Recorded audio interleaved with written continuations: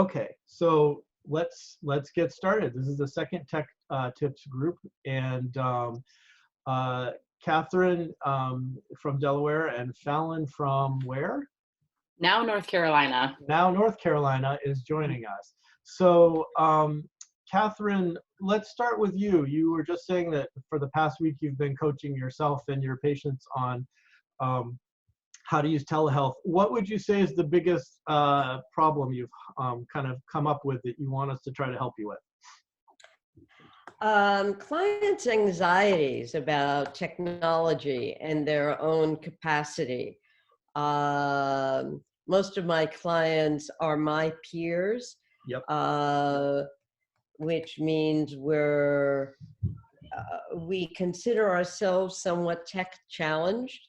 Yep. And so once I've been able to talk folks through the process and they've connected, it's worked really well. Yep. It's the anxiety of getting there Yep. that seems to be the hassle. Yep. In fact, I've been really quite pleased with the sessions themselves. Yep. And have been telling folks that. It's just that most of us experience, or many of us experience, a fair amount of frustration learning new technology. So thank you. That is such a wonderful lead-in for something that I think is really important to talk about clinically. And it may not be the direction you think I'm coming from. I'm open. But bear with me. So let's talk about ageism. Let's talk about all the messages people in their over 60 and up are getting, not just about COVID-19, where we're now kind of, dismissing sometimes COVID-19 because we think it's just older people. But this is just another version of the ageism that has happened with folks in terms of technology, which is this idea that older people can't learn it, or they're too stubborn, or they're too rigid, all of which is not true. And in fact, when there was some interesting stuff on the Pew Internet Research site about a decade ago, which talked about how people that were age 60 and up were actually better adapters than the boomers were, because they had more time at home to be practicing things. Now, one of the things we've noticed about how oppression happens, and we've noticed in terms of racism, but it's applicable to ageism here, is that there's an emphasis, there's an aspect of any ism, which is what we call systems beating, which is when the oppressed population figures out that they can actually, in some way, use the system of oppression to kind of beat the system. So for example, a lot of older folks who are very capable of learning technology, but have been taking in all these messages about how you can't do it, you don't know how to do it, you're too dumb, it's too late, you're too rigid. They not only internalize the stuff, but they also start to use it as a way of getting out of it, as a way of saying, oh, well, I really... It's avoidance. Yeah, it's avoidance, plain and simple. And as therapists, we know about avoidance, and we know how to meet it head on. And so one of the things that you can do with older adults is to first and foremost say, I know change is hard, and also I know that you're capable of this. And it may be one of the first times that somebody tells an older person that they are capable of using technology. And that's a really important first intervention. The second tech tip I would offer here is to be doing the first session or two sessions with sort of an on-ramp of using the phone as well. That a lot of times when I work with older patients or older clinicians, we have the phone right there so that they can be calling my office number. And as long as I'm in control of muting so that there's not this weird feedback, I can actually talk them through Zoom. And to have that once or twice, I think is really helpful for a couple of reasons. One is, no adult is so old that they don't know how to use a telephone. and that they are finding telephones cutting edge technology. So that's actually very familiar. The other piece of it is what I kind of take from my object relations training, which is the importance of a transitional object for anyone that's going through a heightened anxiety state, whether it being an infant that needs soothing, or somebody that's having a panic attack, or somebody that is older that is feeling anxious about adopting a new technology. So I would really encourage you, when you're communicating with your patients at the beginning, to say, my phone number is going to be this. I'm going to have it right online, and we will, work to get you onto whatever your video conferencing is, by using the phone first. And usually by the second or third session, those folks are all set with it. And then again, the other thing Well, is, I have found. So, and Fallon, if that's you, can you put your phone on vibrate? So I put my phone on vibrate, but it's ringing through my computer. So I'm just trying to figure out how to get it to stop doing that. Okay. So the phone is good. I checked that, but I'm trying to get my computer to stop ringing as well. Okay. I have been, since I've used the phone to talk people through the process of accessing the web office. Yep. I hadn't thought of it as a transitional object, but that's a wonderful thing at it. But the phone audio was not synced with the computer audio. Yes. So it was very helpful to have your suggestion about I can mute it and just listen on the phone, mute it on the computer and just listen on the phone. Right. While you're doing both of those things back and forth, you're going to need to kind of keep an eye on what's making it easier for you to understand people.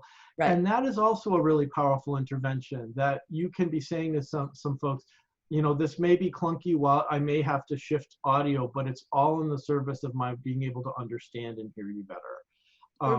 That is such a powerful therapeutic communication anyway. The other recommendation that I'm saying so far at every Tech Tips session that I want to say again to you is one of the biggest things you can do to improve the quality of your patients and your therapy sessions online is to make sure that you are not wireless, that you have your computer plugged into an Ethernet cable. Okay. And depending on what your computer is, if it's a MacBook or if it's a newer computer, you may need to get an adapter.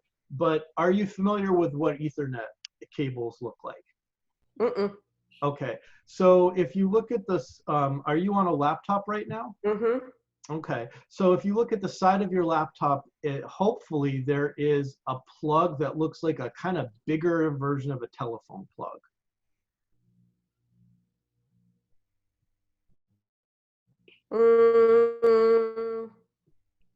Possibly. It's a round one. Okay, so it's a round one.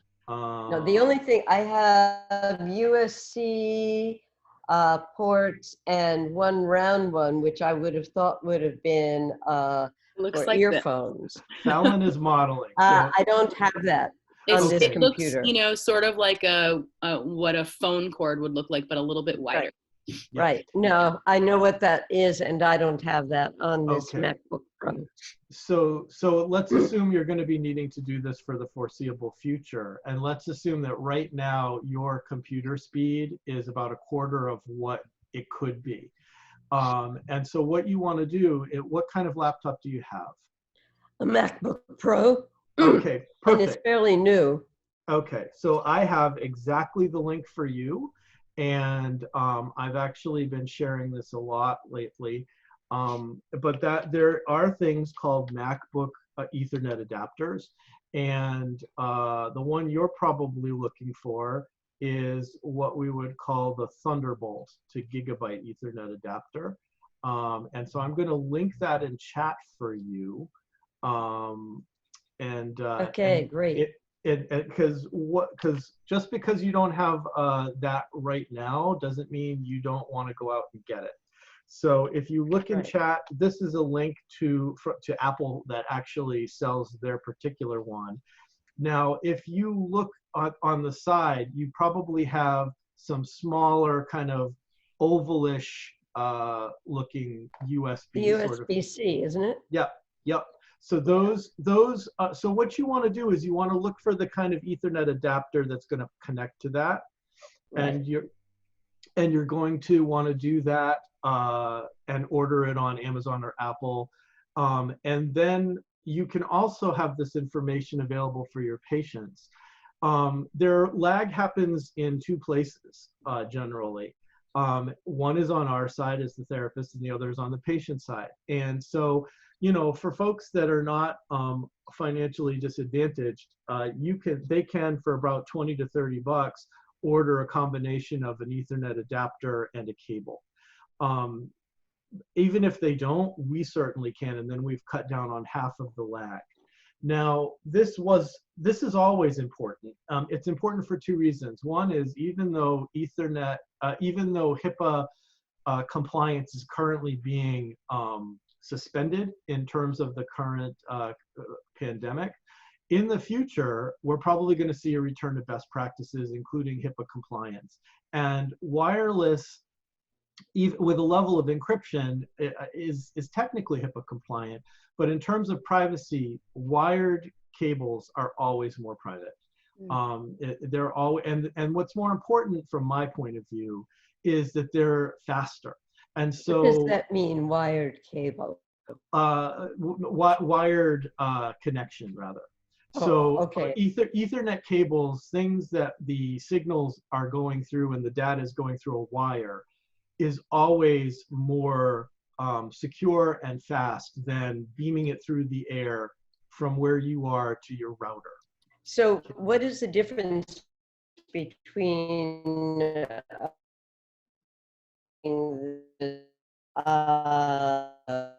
Ethernet adapter and my normal charging? What is the difference between the Ethernet adapter and what? And my normal charging cord. Oh, so really good question. They're absolutely different. So adapter is a much more general term, which is basically to help one plug or input adapt to a different plug or input.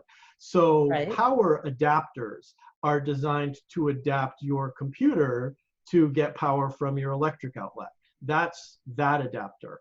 Ethernet Right. adapters are for you to adapt your wired internet connection from the router to your computer. See, right now, the way Got it. So right now, for those people, I'm wireless at this point. That's right. And so that's what we mean when we talk about wireless. And that's why I'm glad you brought it up for people that are going to watch this after we're done. Wireless is always slower. And so you're always going to be experiencing more lag.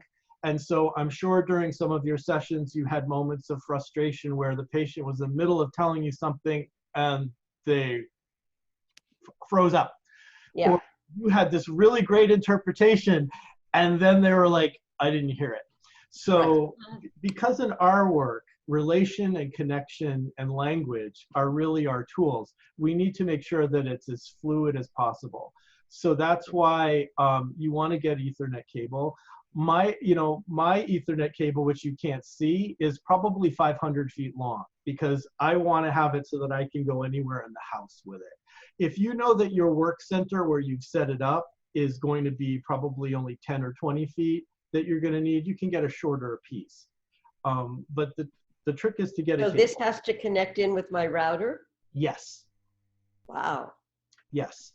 Now, what that means is if your router is down, so can you show us in your office right now where your router is?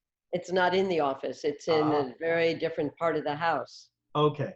So what you're going to want to do is you're going to want to run it from where you are to where your spot in the house is, unless you have cable upstairs where you can put your router upstairs, right? And so this is something you can do. This is something that like if your house is wired for cable internet, I mean, I'm assuming you're in a home practice. Is that the Right. case? Yes. Okay, Yes. great. So is there a cable outlet in your office right where you No. are? No. Where would the closest one be? In the living room, probably 50 feet away. Okay. So you want to get a cable that's maybe 50 to 100 feet. Now, I'm really encouraging people to think in terms of COVID-19 and telehealth as different things. And this is a good opportunity for me to kind of tell you this. You didn't ask to do telehealth. This is something you're getting onto largely because of COVID-19. So if what that means is for the time being, what you've got is an Ethernet cable that you're running out a window and running in your living room window downstairs. If that works for you for the next little bit, that's great. But the other piece of this is getting ready to do telehealth for the foreseeable, for forever.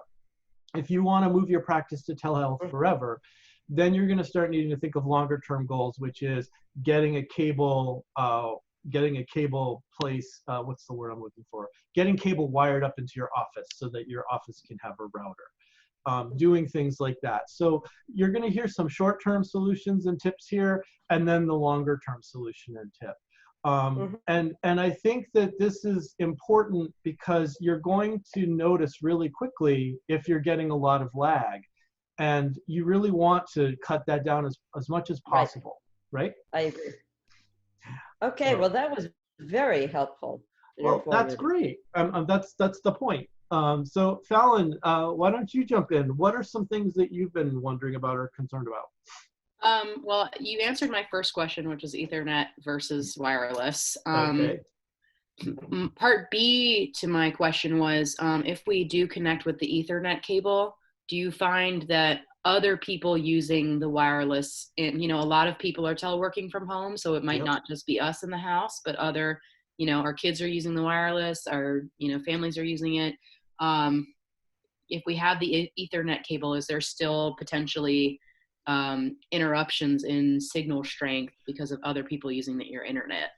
Okay, so this is a really interesting question. The answer is it depends. It depends on, so first off, if you are starting to transition to working from home as a home office, one of the business expenses you want to risk incurring is you want to call your local internet provider and you want to get the business level cable. So you want to make sure that you've got the highest megabytes per second that you can coming into your house.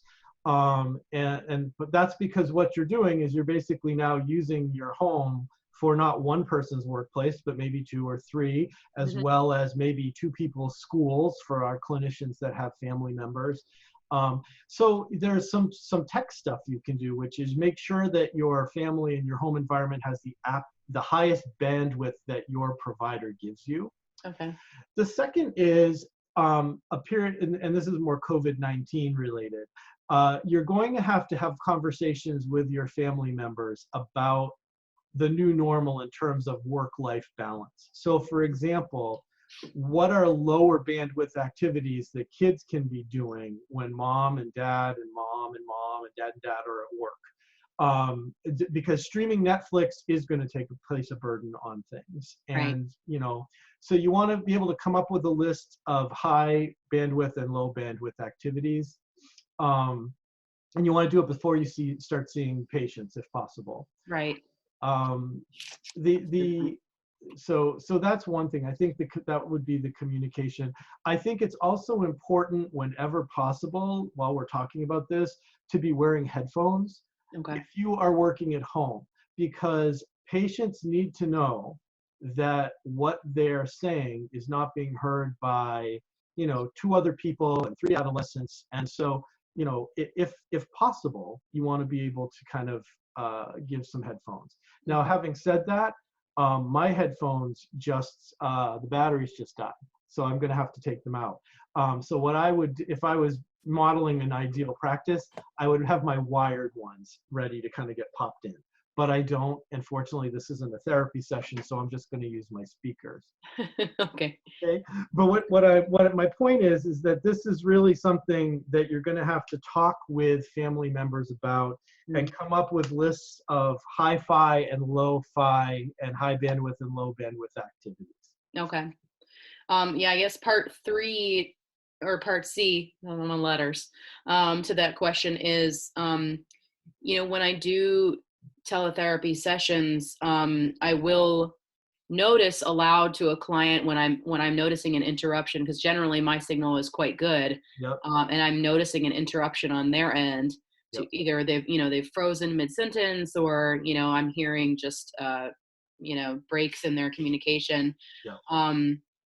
Would you recommend that we also kind of talk them through that, like, hey, before your sessions, it would be helpful if other family members could not use your Wi-Fi? I mean, because our clients are not going to be able to necessarily upgrade their cable, Right. nor are they necessarily going to be able to go out and get an Ethernet cord for their own system.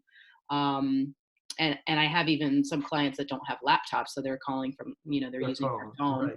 Right. And so it seems to help like a little bit, but I'm wondering if there's anything else that I should be coaching them on in terms of other people in the home using the internet while they're in session with me. Yeah, that's a tough one. And I think, let me go back a little bit, because I think what you're highlighting is a couple of things that are probably going to be really challenging for clinicians to be doing as we move to telehealth.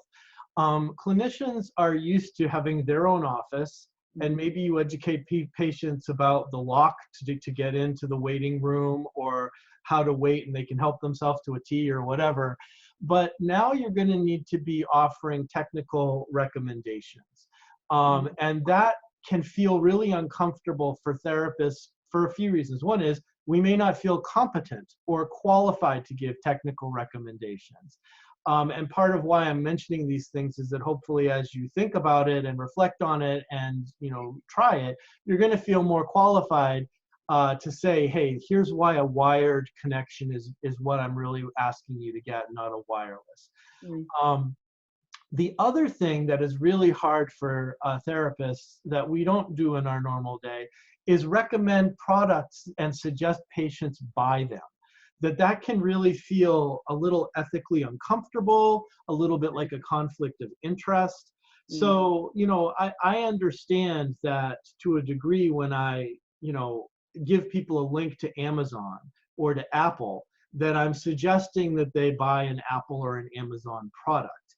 And you can certainly speak about that to patients and say, this is by the way why I don't have any Zoom stock.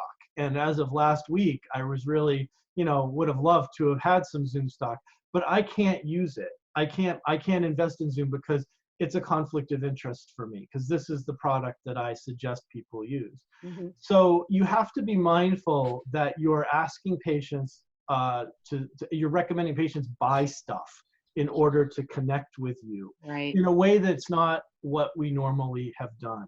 But that's just the way it's going to be, in my opinion, so that you can understand them better. And what you can sort of say is, hey, if you want to call in on your smartphone, I'm going to continue to show up for you, and I'm going to do the best I can. I can only do so much if you are not, if you're not able to hook up to a wireless, a wired connection. Now, having said that, there are some things you can also suggest to patients, which is if you can't have a wireless connection, can you move right to the router? Can you get closer to the wired connection? Because every wall that signal has to beam through is cutting down on the receptivity. So really what you can do is encourage them to be proximal to the router. You can also encourage them to move the router to a more central place. And so that's the tech part and the product part. Now, in terms of family stuff, that's a little bit more, I think, where we need to take a step back and actually be clinical first, which is to say, okay, how is your family handling these resources? Because one of the things in therapy we're always talking with patients about is family conflicts over resources, whether it be parents' attention or money or sex or whatever. There's always a finite amount of resources a family system has, and they're always struggling about them, whether it's dinner or what kind of food or anything. So technology is no different. And our job as a clinician is first and foremost, I think, here to take a step back. As long as you can hear me and I can hear you, tell me how your family is adapting to this change in family resources. Okay. I can tell you that I had one family, I did a major intervention when I started doing online therapy with the adolescent. And the major intervention was to get them to get their higher priced plan. That they really didn't want to spend more money, but suddenly they had several kids all streaming or playing videos or doing homework, and the family was trying to commute. And so it turned out that for $50 a month more, huge family conflicts started to diminish. So where this has been easier for me than some clinicians is I've always been a big fan of throwing money at a problem if we can solve it. Like with couples therapy, I always in my intake with couples have said, I'm happy to work with you.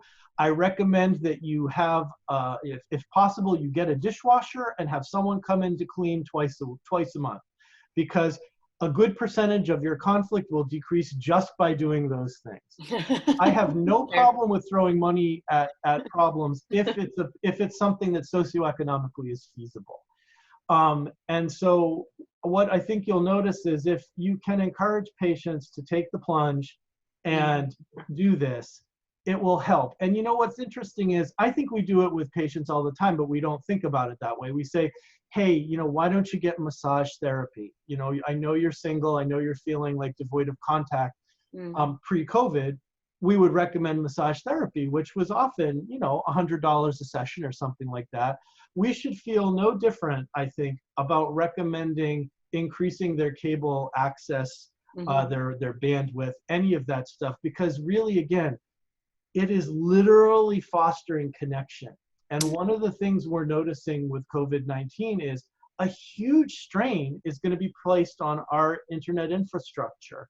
And we need to kind of remove as many of the sort of the clogs in that system as possible. And I guess my follow-up comment that I would have to that, now that there's been some more guidance on waiving the HIPAA requirements, I have had a session that it just really wasn't going very well due to the connection on the other end, and we ended up switching to FaceTime for the remainder of the session, you know, which generally is not considered HIPAA compliant.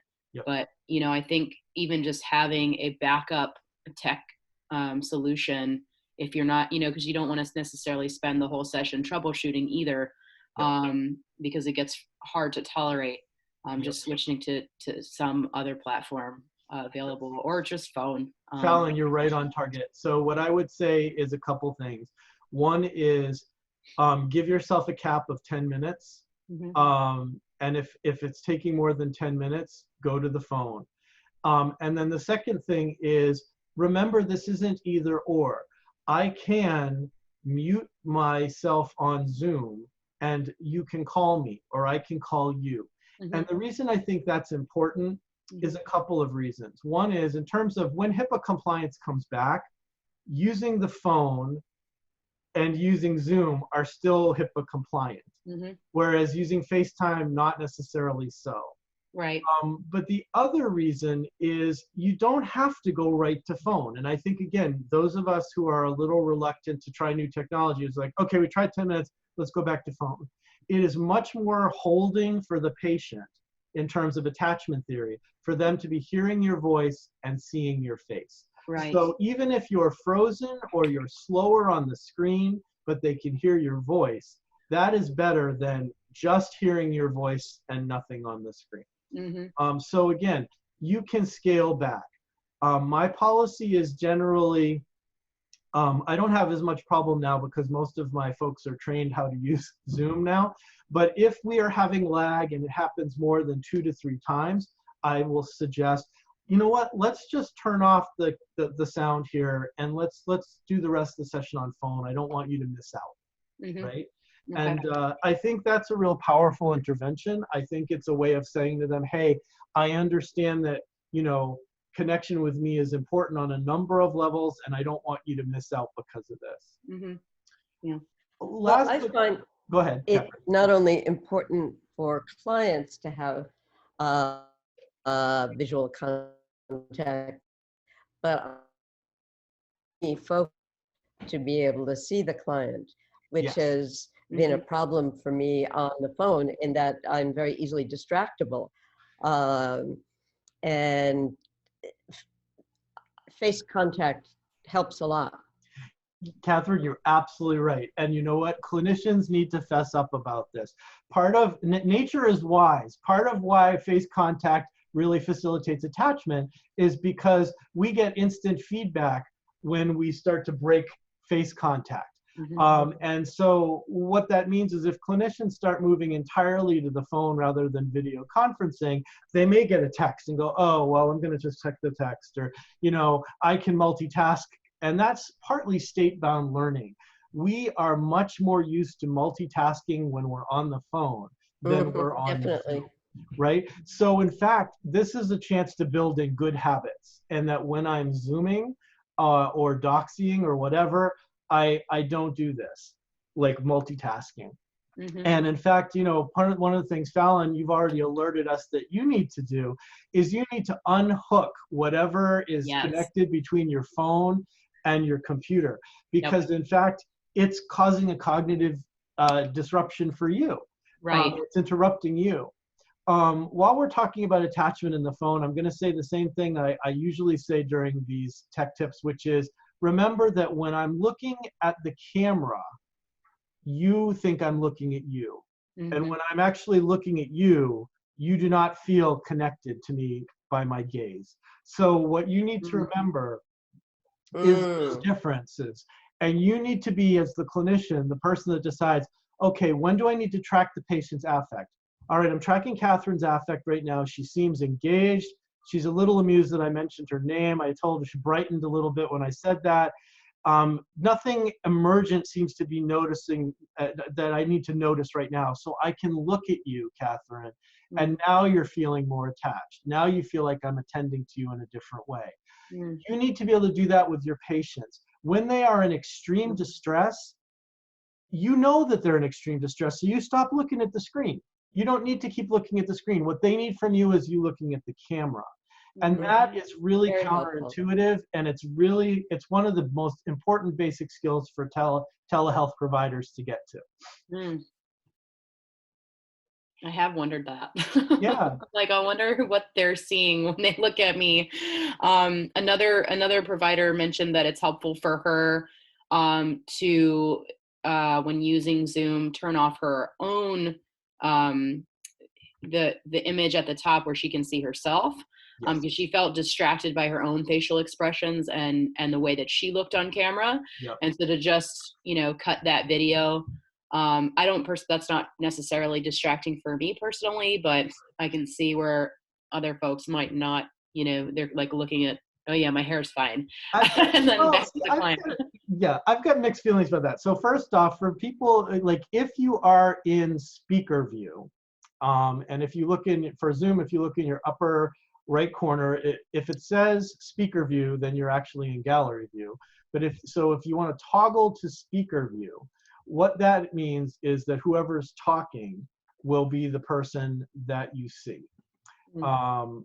Unless, for example, I don't know, Fallon's got, I don't know if for some reason you're bigger in my screen right now, but basically, if you're on gallery view, what you see is everybody in an equal square, and whoever's talking, there's an illuminated frame.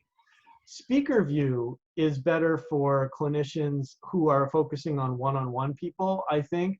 And the nice thing about speaker view is you can adjust the size of the screen, so that right now, you know, the person speaking is really, really big and my own screen is really small.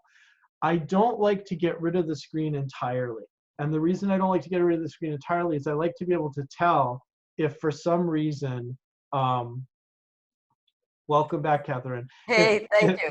If for some reason my screen freezes up, I Yeah. want to be able to notice it. So, but if you're a clinician, especially if you're used to the classical model where you're not the looked at object, and you don't want to see yourself, you can minimize yourself.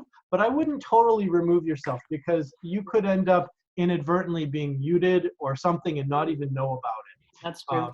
So when you go to when you are on the computer anyway, you can adjust the size of your own screen relative to the person that's speaking screen. So. Mike, I had a question for you about running groups. And since you're recording and posting, I'll just note that I'm in a DBT practice. So, you know, certainly running groups is just part of what we do. And so we want to be able to continue offering groups. I have a professional license for Zoom, but it doesn't include the webinar add-on. And I'm wondering, is it appropriate enough to just create a group meeting like the one that we're in, where I can see all the group participants, or do I necessarily need the webinar version? I don't think you need the webinar version. Okay. I also don't think I would create a group just like this. And let me be careful how I say that.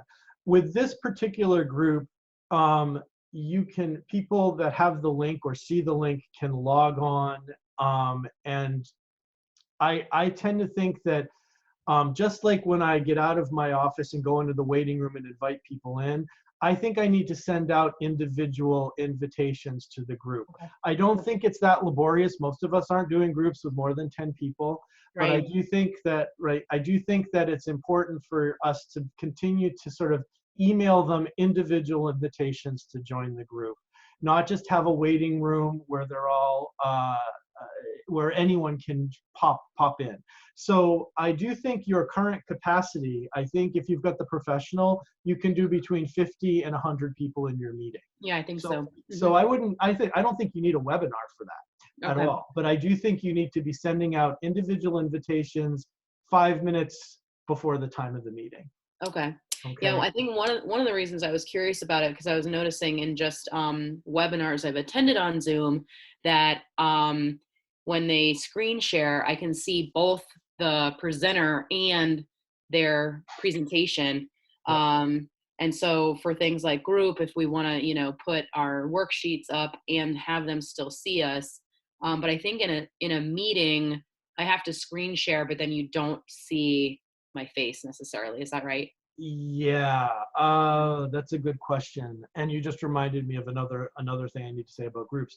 But I think you can screen share, but it's going to mean that you're not visible. And so in fact, what I would be more likely to do is, I would be more likely to, if it's DBT, for example, I would share the download link in chat for the worksheets or the info and let them download it themselves rather than do it on the screen. Yep. More important for you though, Fallon, as the group therapist, you want to at least part of the time, and a good part of the time, be switching from speaker view to gallery view. Because you need to be scanning the whole group to see if, you know, anyone's having unusual affect at certain things, if certain people seem distracted, if the whole group seems to be kind of dissociating. So this is an example where, as opposed to individual, gallery view is much more clinically indicated, I think, because you need to be tracking your whole group. Can you distinguish between the two, please? Yes. So are you on a computer right now? You're on a MacBook, right? So if you go to, so right now you should be seeing me big on the screen. Right. And then if you bring your mouse to the upper right hand, you'll see something that says gallery view. Right. That means if you hit it, you're going to toggle gallery view. Okay. So what that I means, see. okay, so now are you seeing all of us in equal squares? Yeah. Yep. Yeah. And do you notice how as long as I'm talking, I'm illuminated? Yes. If you do group therapy, you want to spend a lot of time in this particular one because you can still see who is speaking, but notice how you can track, well, Fallon's still paying attention, Mike's talking, or so-and-so looks upset, this person seems to have checked out. So for group folks, you want to do gallery view at least a good part of the time. And I would argue that you want to do it most of the time. Yeah, that makes sense. Right? So, and where this will become really, really obvious really quickly is if you have a group where there's one dominant member of the group. Because if you're in speaker view, everyone's just going to be seeing that person. Well, isn't that a parallel process to group dynamic, right? So one of the things you also want to perhaps mention to other people is that they in the group turn on gallery view as well. Right? Yep. And you want to be able to say, hey, you know, occasionally I'm going to throw in a tech tip. This is one for you with other group members. I really encourage you to spend some time, if not all of your time, in gallery view so that you can see all of your fellow group members.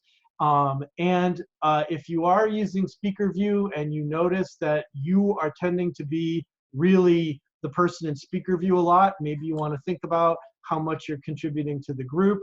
You know, those sorts of interventions are things we do in group therapy all the time, but I think we have to add the technology piece about which view to use. Right? And isn't it an interesting clinical parallel process, by the way, that it's like helping members in the group learn how to shift from the I to the we perspective, how to kind of see themselves in relation to a larger whole. I have a separate section question from therapy. I've been using doxy.me for my sessions. And I'd like to know how you compare the two platforms. But I'm also thinking about using Zoom for a group meeting that I will be having that is usually it's training judges for camera club competitions. Okay. And so we evaluate images, score them, and then share the relative merits of the image. Okay. How could I, on Zoom, how could I project an image onto the screen that everyone would see? So if you go to the bottom of the big picture right now, you should see something that says share. And, and you would click on that, and then a window will come up with all the different windows you could be putting things. It says share screen. Yep.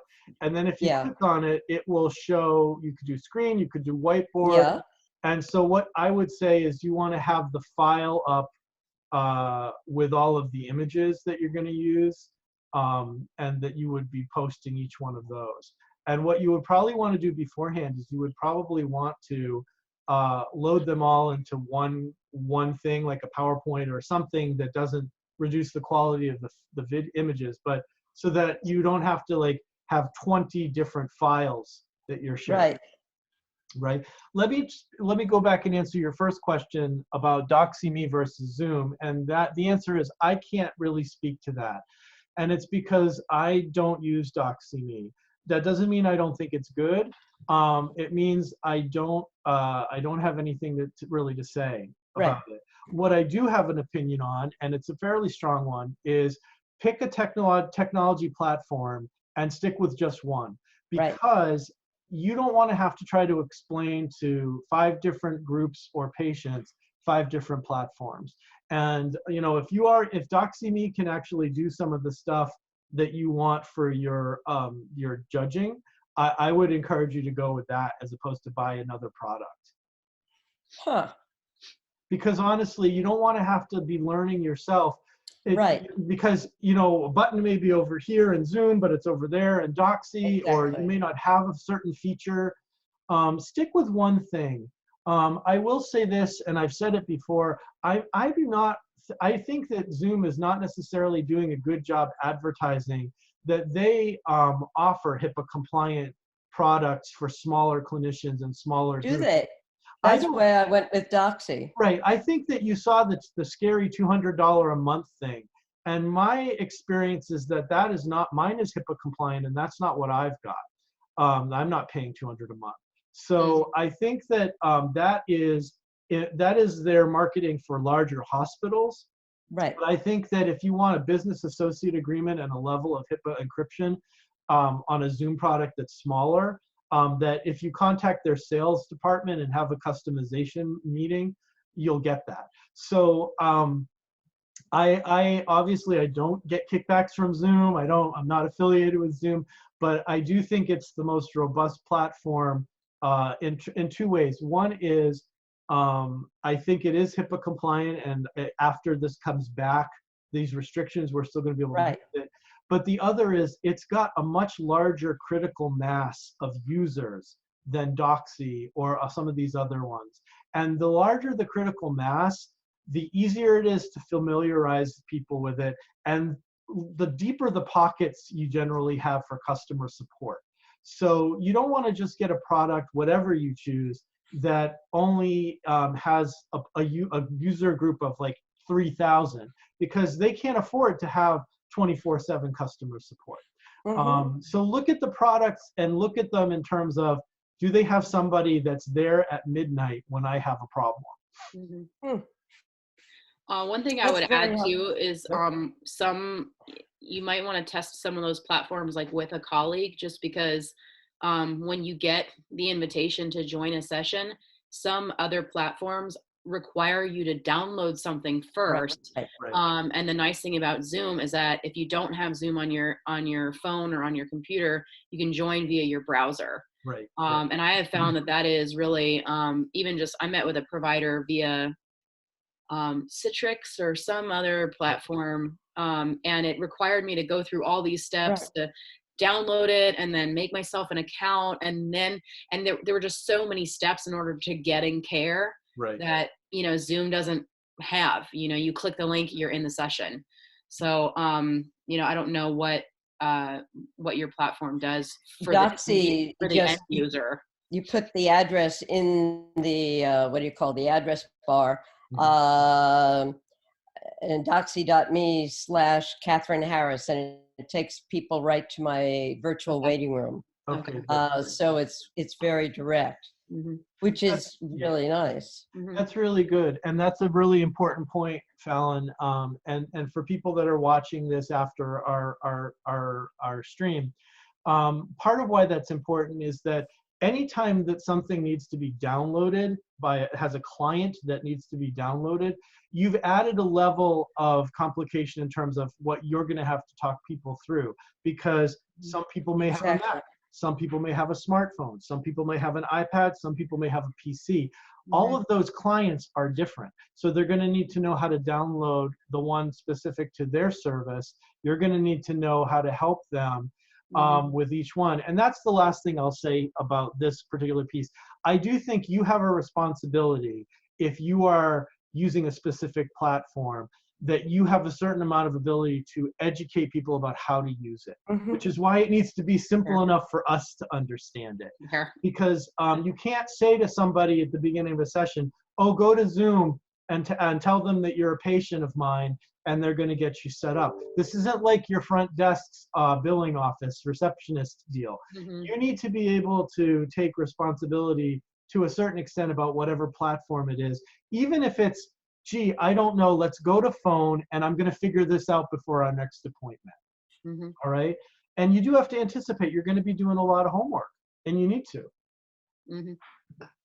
So we're getting close to 4:30, and I want to just check in with people that I'm going to plan on a stop at 4:30 unless we have tons more questions. So were there any other things that were pressing or things you're concerned about? I just wanted to know if you have posted last week's session on YouTube. I did. I did. And so if you go to my YouTube channel, which is in my signature on my email, but let me, for you guys, let me put it in chat so that you can see it. And this also has my email and everything else, and you're very welcome to be in touch with me. But if you look at the last link, it is my YouTube channel. And if you go there, you'll be able to see my videos. And the last week's video will be there, and then we're gonna process this one, and you guys are all gonna be celebrities in a little bit of time too.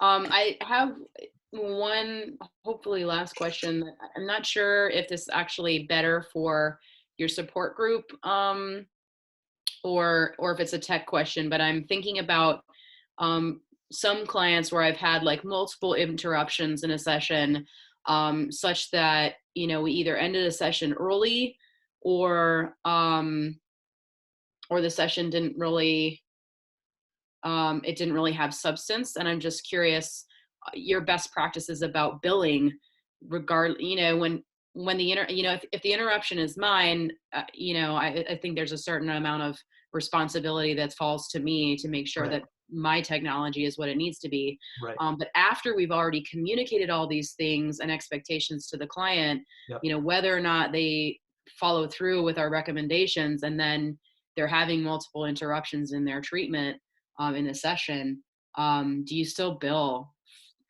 Okay, so I think this is normally would. Right, that's a good question. And I think this goes back to what I said about my policy of let's tinker with this for 10 minutes, and if it's not working, let's go to the phone.